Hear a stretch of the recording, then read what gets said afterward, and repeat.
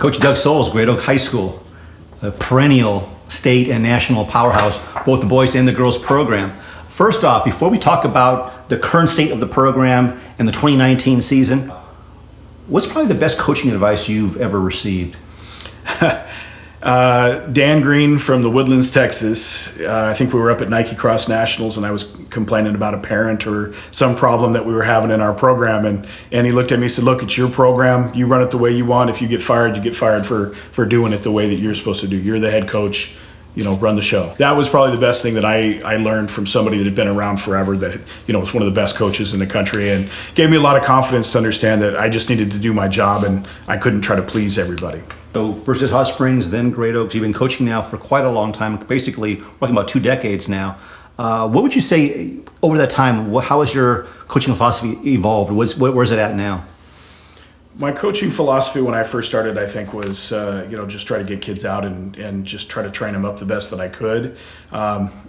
Nowadays, the coaching philosophy is more, let's build a championship team and let's put the components in the right places so that they're ready to do it. It's evolved over time where we've won a lot of things, so it's not as life or death that we go try to accomplish things as much as this is a new generation of kids and I want to make sure that they're prepared to go out and compete for the same titles, for the same opportunities as the kids before them. And for me personally, it's about, being a part of that journey with them instead of saying, this is what I want to see you guys do. I really want to be a part of that journey with them and have an opportunity. And it's been a great thing for me is going from being a coach that was learning to becoming a coach that's mentoring a lot of different coaches and helping people and, writing a book and trying to finish that where it can help teams learn help coaches learn how to build a championship team. So evolution-wise, I would say we've gone from win at all cost to let's travel this journey with the kids and make sure that it's enjoyable. In terms of where you're at now as a program, how much pride is there in trying to uphold that tradition every year? I mean, you guys are on the national spotlight every single year now. How much pride is there involved in something like that? Well, there's a lot. When we first started, no one knew who we were. The question that we answered all the time was, we're down by Pechanga Casino, because no one knew who we were. And so everybody was always asking, where's Great Oak? Now I hear stories where people were doing a 5K in Idaho and they're like, oh, Great Oak. They wore a t-shirt and people recognized the Great Oak logo or, the name. So I think there's a lot of pride just that we've had so many kids that have been willing to put in that kind of effort.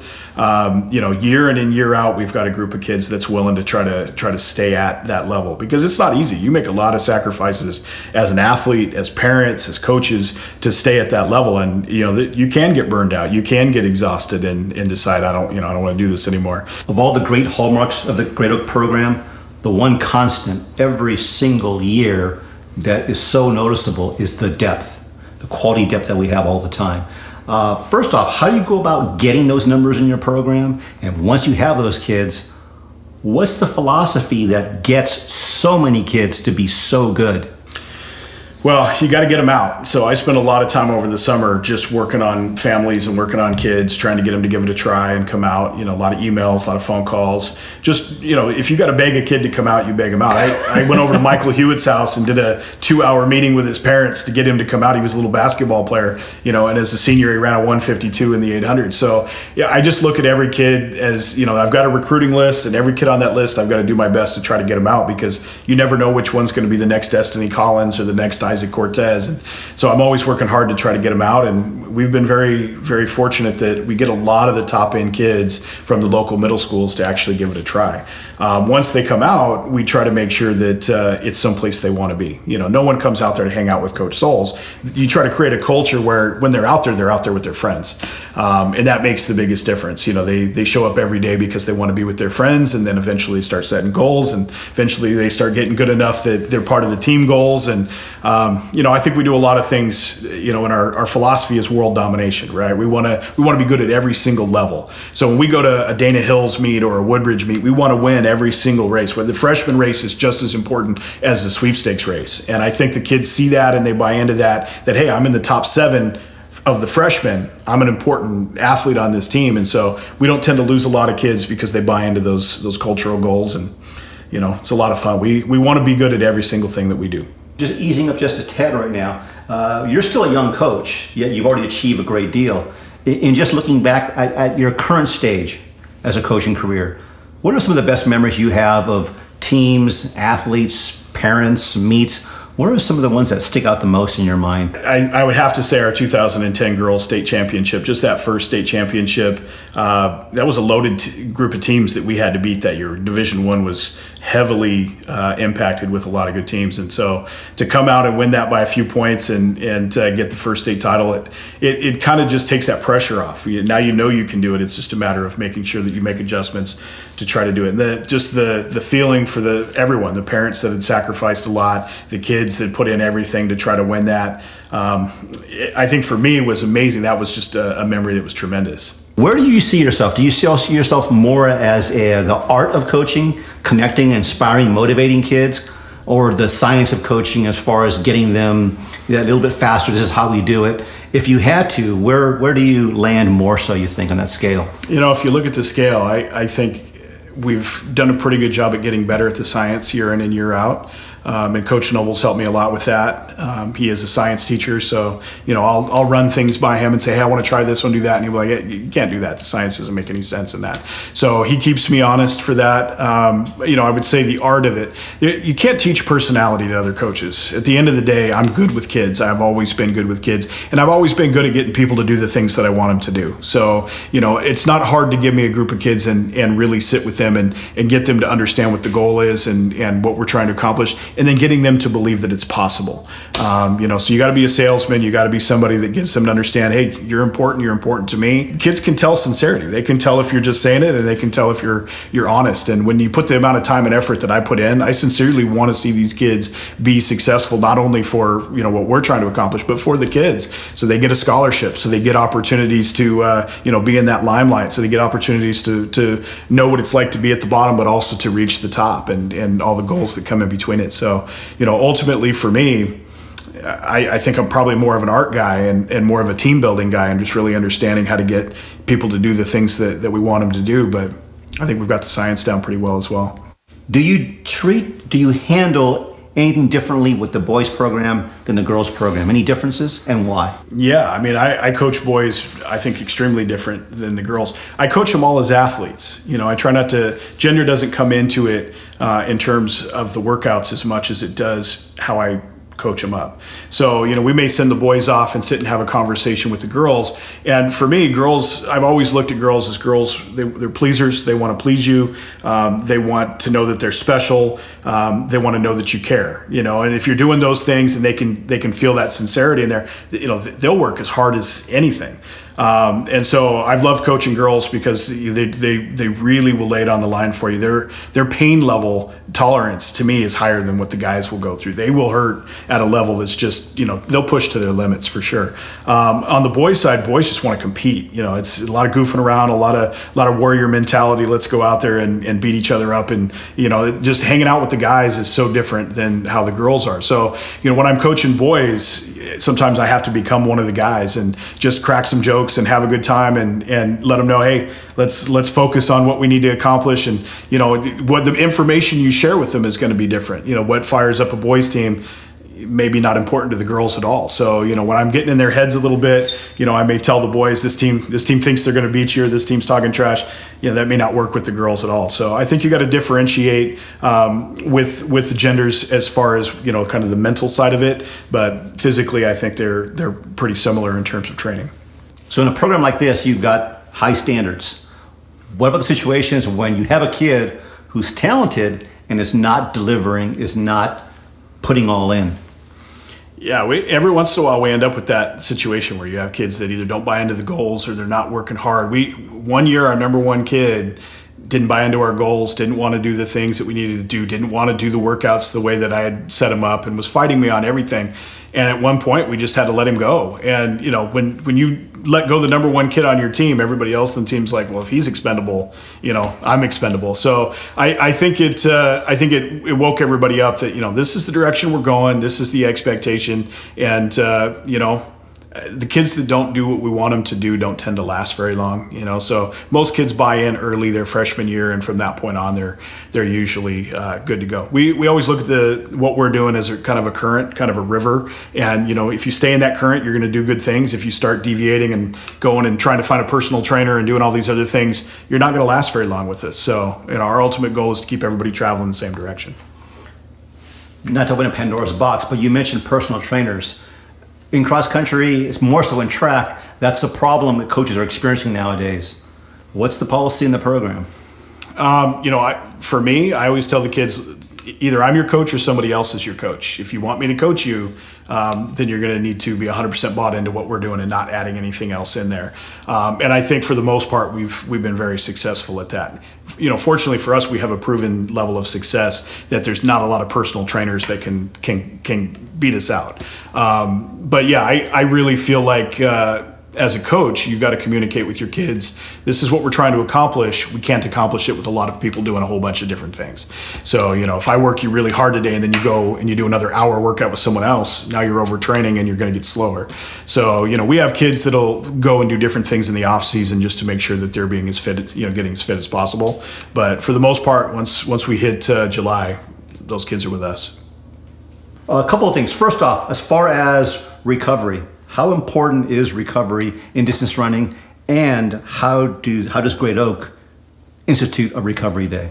What's it comprised of? Yeah, recovery is one of the most important pieces. Recovery is when you get better, right? When your body's rebuilding and you're trying to get the maximum gains from the work that you've put in. So we have a lot of recovery days, and a lot of our workouts are recovery workouts.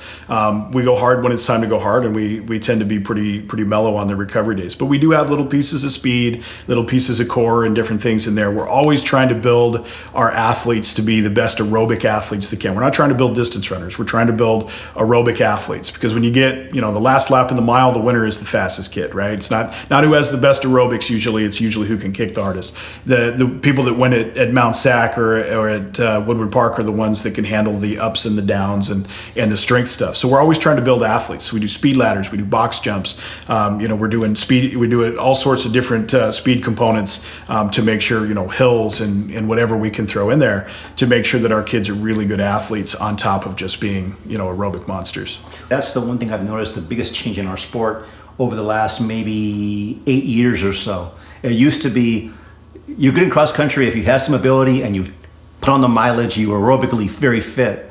Nowadays, the best programs, the kids in the roster, they're athletes. You see them and they're toned. They got the six-pack going. They have that core strength, which of course is going to help on hill running and such.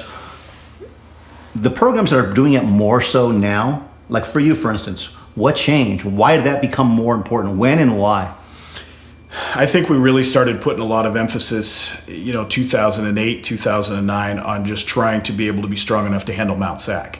That was the biggest thing for us, is how are we able to get up and down those hills without it affecting us at the level it's affecting everyone else. So I think for me, strategically, that was the biggest thing. How do we get us strong enough to go up and down without any issues? And then once we started to master Mount Sac and, ended up breaking the records, the team time records for both the boys and the girls a couple times. Once you start to get to the point where the kids are no longer afraid of the hills because they know they're physically prepared for it, then I think it was, okay, how do we apply this to track and field, and how do we make sure our kids can run that last lap faster than anyone else? And that's when we started putting in hits. In 2012, I want to say we started putting in the high intensity interval training stuff and really focusing on speed changes in races, so that when somebody made a move on them in a race, they could handle that. They could handle the effort that was currently going on, knowing that they had a couple more changes left in them. The HIT training, the high intensity interval training. Mm-hmm.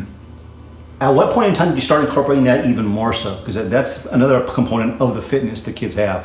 When did that become more important, and in what ways have you seen the kids reap the benefits? Have they bought in all in? Yeah, I think in 2013, the track season of 2013, I started doing it with the girls. And they were, at first they were like, this is killing us.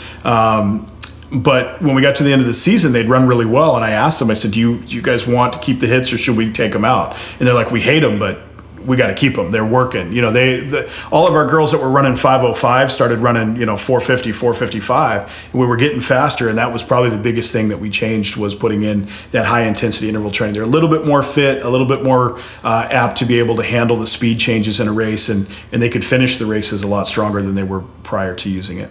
Let's talk a little bit about strategy. Let's look at, maybe pick 3 courses, give a quick overview. How do you run those courses, and how do you prepare and practice to go ahead and execute that strategy? For us, the main courses that we hit are Woodbridge. And with Woodbridge, we do a workout where they basically do a fast 800. They get 1 minute rest, and then they do a 2-mile tempo. Then they get 5 minutes, and then we do that again. So it gets them prepped and ready to go out really hard the first half mile or the first mile to get position, because Woodbridge feels like a sprint for 3 miles. So there is nothing in the course that slows you down. So you've got to mentally be prepared to be on the full throttle the whole time.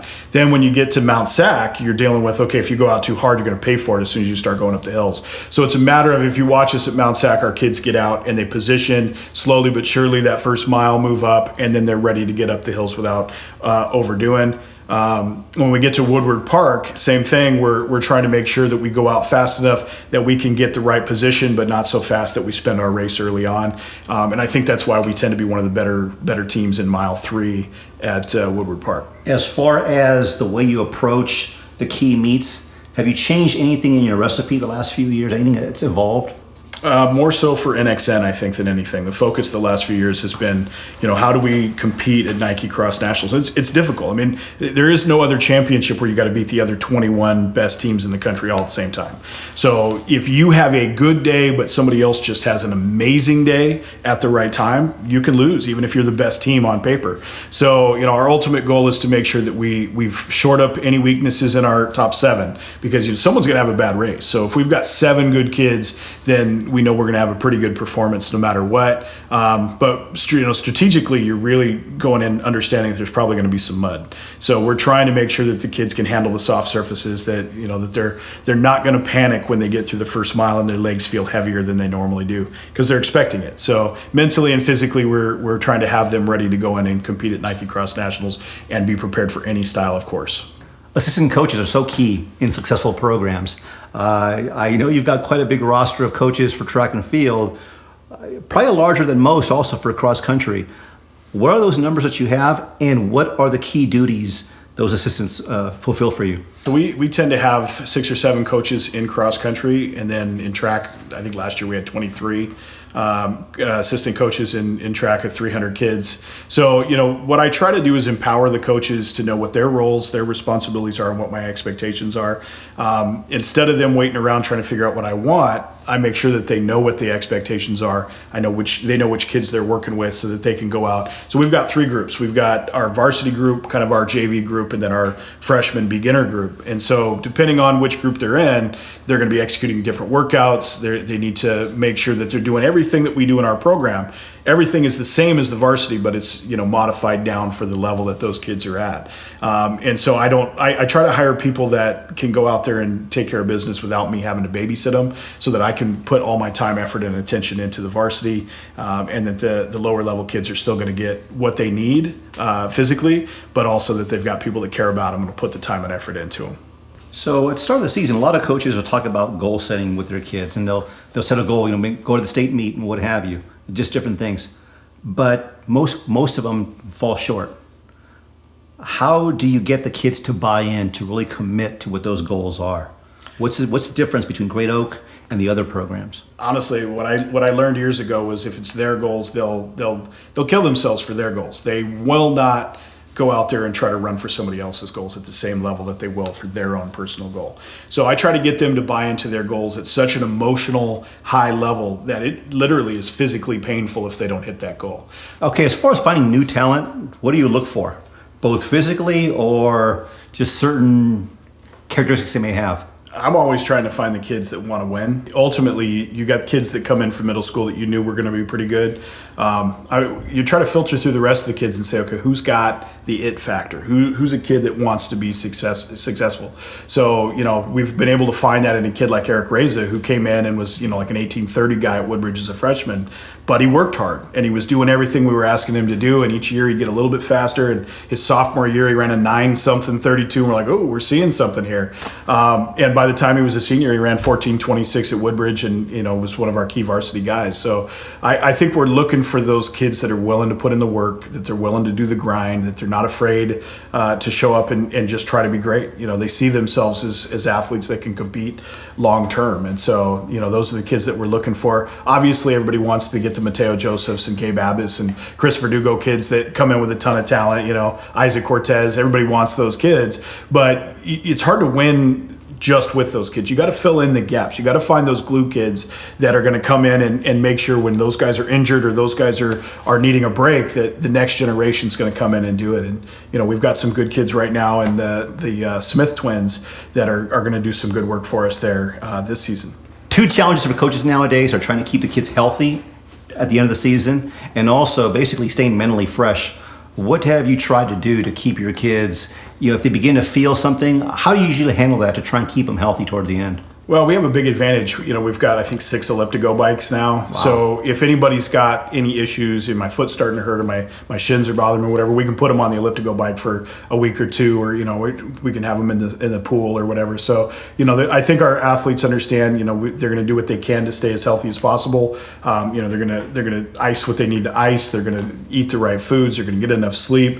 But if for some reason something starts to go bad, they've got to communicate that to the coaches so that we can make adjustments. And often we'll put them on an elliptigo or make adjustments to their workout. And that gives us the opportunity to make sure that if they're injured, that we can minimize it instead of having it be something that takes them out for a long period of time. Most coaches don't have access to elliptigo bikes. Some don't even know what they are. We'll go ahead and educate them as to why they're so beneficial as a cross-training tool? Yeah, so an elliptigo bike is basically you're able to get on there and kind of run on the bike and just, get out and ride. So we'll send them down areas where they kind of go downhill, but when you come back up that hill on an elliptigo, it's pretty intense and gets the heart rate up. So, you're not going to get a normal workout, but you can get a workout on it. So if you're having problems with a shin and you just don't want to put any more pounding on it for a week, we can jump on there and get some pretty good workouts for that week without having to, beat them up physically anymore. So I think it just gives us a little bit more control over, maintaining how much they're beating themselves up. With all the success that the kids have on both genders during the course of the regular season and in postseason, the thing that's really struck me over the years, especially with the Grade O kids, comparing to all the other ones that I am able to see, Grade O kids have always been very, very humble. They've handled success extremely well. I mean, it's admirable. What's the secret to that? What's behind that? And is there anything as coaches you guys try and help them also, be better people in handling the success? One of the things that we really preach is being elite. If you're going to be elite, it's not just being fast, right? So we really try to cover every component in sportsmanship, making sure they watch their mouths and their actions, making sure that, hey, if you get beat, someone put a lot of work in to take you down. You go over, shake their hand, and let them know, hey, congratulations, you beat us today. And I think when you win as much as our kids have been able to win, that you start to understand if someone is able to beat you, that that team deserves the credit. We expect the credit when we win, but we also expect to give that credit to the other team when they're able to win. So it is something that we teach in our program, and I always tell the kids, let me be the bad guy. If there's something that's going on that someone's got to stand up and yell and be the intense dude, let that be me, and you guys just focus on the running, focus on the performance, and let me focus on the administrative side of it. So there's high intensity, there's high expectation, there's high sacrifice. With all that going on, how do you keep it fun? I would say that by nature, I tell a lot of jokes. I always say I went into teaching so I could make fun of people. So I think most of the time I'm able to go out and have fun with kids. And, you cannot tease someone unless they can tease you back. you can't have it one way. It's got to be a two-way street. So, the kids like to have a lot of fun with me, and they savor the moment that they come up with a good joke that they can tell in front of everybody and kind of catch me off guard. And there's been a few throughout the years that have got me pretty well. And, I think you've got to be able to keep the environment relaxed, even though it's competitive, even though you're trying to be successful. You got to go out there and have fun. Otherwise, you're not going to retain kids. So more than anything, they come out to hang out with each other, have a good time, and really do the things that they need to do. But the expectations don't come down at all just because we have things we need to get done. And we do a lot of fun things in our program. We go to Dana Hills and do a beach party every year. We have a neon dance that we do. We do a week-long Color Wars week that we do that the kids are involved in that culminates with some races. So there's a lot of different trips that we go on. This year we went to the Big Ditch Invitational, which was a lot of fun. And, so the kids have some control over which trips we're going to go on. And so they set trips that they want to go and have a good time. We took 56 kids to Big Ditch. We took 56 kids to Clovis, and then we'll take our top sevens to whatever the trip is, whether it's Minnesota or this year we went to North Carolina for the Great American. And so, they know there's going to be opportunities to have fun. The Great Oak program sends a lot of kids on to compete at the next level collegiately. How does that fit into the whole equation? How involved are you in helping kids to get to the next level? Yeah, actually, somebody just did a study and sent it to me. It said that we had 12 girls at the Division I level right now, which was the most of any high school program. So, our ultimate goal is to make sure that we're developing athletes that they can get to that point. And I'm always listening where they want to go, what they want to do. We had a girl last year. She didn't care. It just had to be a beach school, So you try to listen to what they're looking for and try to get them to the standards it takes to get there. And, I have kids come in during certain breaks in school and they'll sit with me for 20 minutes and we'll map out all the colleges that fit them, and I'll have them email those coaches, and I give them templates and different things so they know what they need to send out. And I try to help them as much as I can to find the right fit. Sometimes you see a kid and you're like, I don't think that's the right school, but that's where they want to go. And then they're there for a year and then they transfer, and you do your best to advise them, but there's no guarantees. And one of the hardest things is to transition from a coach that's really pushing you to try to hit certain goals. Sometimes they get to college coaches that don't set any goals with them, and so they feel a little bit lost, and they'll call me up and say, what do I need to do for this, because I don't know why I'm doing what I'm doing. And so you got to remind them, look, you've got to set your goals and know why it is you're trying to get to the next level. More than any other program, there's an aura in the state around Great Oak Cross Country. When it's meet day and the bus pulls up to the course, the kids start milling out each of the buses, because it's a few buses. They got their school colors on, and people start talking. There's Great Oak and so forth. There's that respect. How important is that to the team? There's some jealousy from others also. How do you go ahead and internalize that attention to help kids have pride in their program, but also get even better? Yeah, I mean, respect is earned. So, when other teams respect you when you're getting off the bus, it's because they know that you're great. They know that you put in the work and you've been able to perform at a high level for many years. So we enjoy the fact that teams think that way of us. We know that there's jealousy out there. At Arcadia, at the Arcadia Invitational a few years ago, I was standing there watching our DMR, and we're excited looking. We got a good chance to win at Solomon Fountains out front, and the kid from Bellarmine starts closing the gap on him lap after lap. And I noticed all the coaches from all these different schools cheering for Bellarmine. Now, I know they didn't all know Bellarmine, but they wanted to see Great Oak lose. So when you have a lot of people that are more excited to see you lose than to see you win, it just means that you're doing the right things, that you've been able to compete at such a high level that they just want to see somebody else win. And so we always go into those meets thinking it's us versus everybody else, and hoping that we get the best from everybody else. So you're always looking at some of these key traits. How about yourself? In achieving all the success, you've got to find ways to stay motivated, to keep improving, or possibly go on to the next level of coaching if it's something that you want to do. How do you approach trying to get better as a coach, especially since you've already achieved so much? There's always a saying, it's tougher to stay on top than to get to the top. Your experience? Yeah, I think for me, coming from the very bottom, not being a distance coach at all, to having to step in there, I had to ask a lot of questions of a lot of great coaches. So, I still reach out to Ken Reeves and still talk with a lot of great coaches. And there are people out there that have experienced things that I still haven't experienced, And so asking those questions, I'm a firm believer in ask the dumbest questions out there, because someone knows the answer and someone can fill in the gaps. As a coach, if you can identify what you're good at and what you're not good at, you can hire people to fill in your gaps. You can ask questions of people that know the answers to help fill in those gaps. So I'm always working to try to figure out, for me personally, where do I need to get better. Sometimes as you get older, it's patience. Because it's like a poker tournament. You're starting back at the beginning table over and over and over each season, and you got to go all the way back through to the final table at state. And so for me, it does. Sometimes you just want to fast forward to the final table. You just want to get to that end table and compete and just go straight to the state championship. So just being patient with the season, enjoying the journey, and enjoying the different groups of kids that you get each year. What's your favorite memory after 20 years of knowing each other?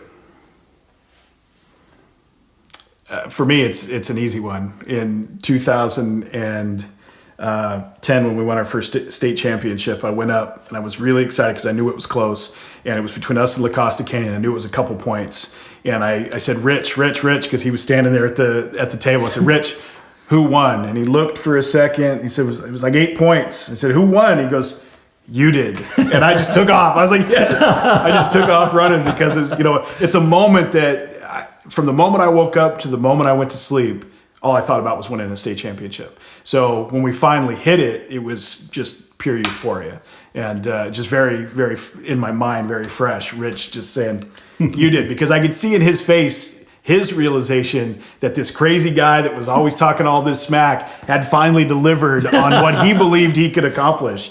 And, in the early years, I remember people doubting me a lot. I remember people laughing and saying, this guy thinks he's so great. And, nowadays it's so different, because, people don't do that to me anymore. People come up and say, hey, how did you do this? Or what do you do for that?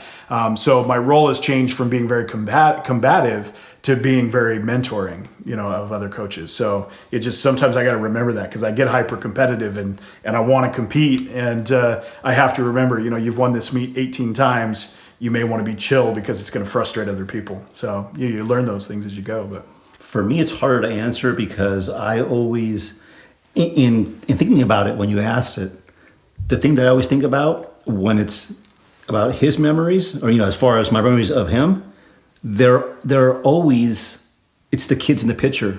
And like an example I gave last week, to me, when Newbury Park won and it was announced, and actually there was a different conversation, when it was announced on stage, even though a small part of me was happy for Newbury Park, my mind noticed these kids over here that were hurting, but they had the class to go over and shake these kids' hands, and it was genuine, and they were hurting. And to me, that showed a whole lot of class. And when I think about him, I think a lot about the kids and how they handle themselves in different situations. Even more so in the few times when they don't win, because that's when you see character revealed, and these kids are gold. They're gold.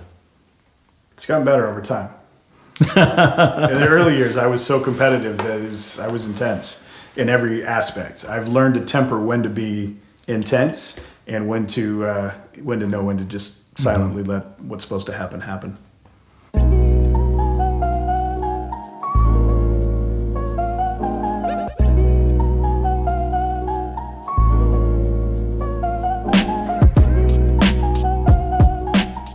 What would you say is probably the best coaching advice you've received that's really helped you as far as how you coach? The best coaching advice I ever received, there's a lot of different answers to that, but where I'm at now, I would say, in the level I'm coaching at, would be the kids come first. I just think it's easy to get caught up in, as my team did really well at the state meet and we go to NXN and being one of the top teams in the country and now the top team in the country, I think it's easy to sit back and kind of, they need to come first. And it's about them, not about me or anything like that. And I think that was always the best advice as a high school coach I got. And I'm going to stick with that because that's the level I'm coaching at now.